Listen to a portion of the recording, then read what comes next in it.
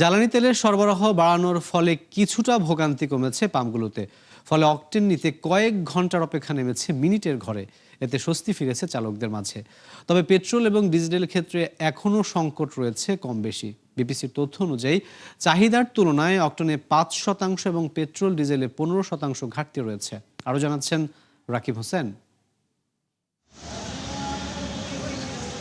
মধ্যপ্রাচ্যে অস্থিরতার জেরে মার্চের শুরুতে জ্বালানি তেল বিপণনে রেশনিং শুরু করে সরকার। ফলে চাহিদা থেকে 4 ভাগের 1 ভাগ সরবরাহ কমায় বিপিসি।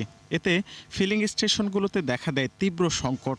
আতঙ্ক ছড়িয়ে পড়ে গ্রাহকদের মাঝে।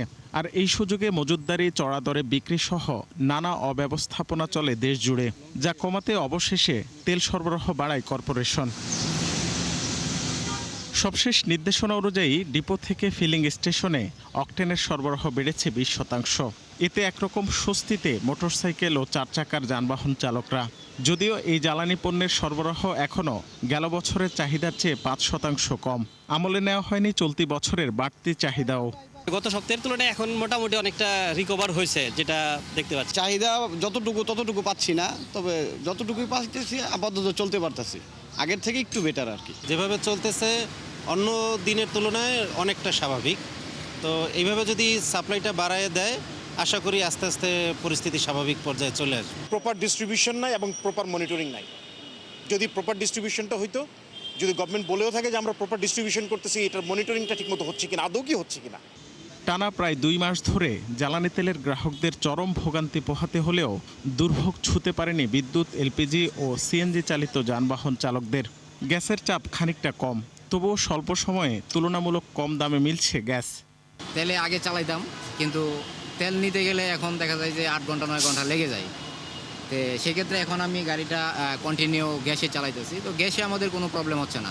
সংকটের আগে ছিল ভোগান্তি গ্যাসে, কিন্তু এখন ভোগান্তি নেই গ্যাসে, তেলে ভোগান্তি। কারেন্ট না থাকলেও তো প্রেশার উঠাতে পারবে না, গ্যাস দিতে পারবে না।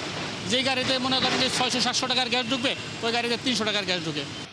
সংকটের এই সময়ে জ্বালানি তেলে ভেজাল মিশিয়ে কিংবা পরিমাণে কম দিয়ে বাড়তি মুনাফার সুযোগ নিচ্ছেন অসাধু ব্যবসায়ীরা, যা নিয়ন্ত্রণে ভ্রাম্যমাণ আদালত পরিচালনা করছে বিএসটিআই।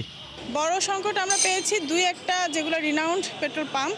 আমরা প্রথম দিকে পেতাম যে তারা তেল পরিমাণে কম দিয়েছে, তাদেরকে আমরা বড় অঙ্কের জরিমানা করেছি, সতর্ক করছি এবং সার্ভিলেন্সের আওতায় রেখেছি।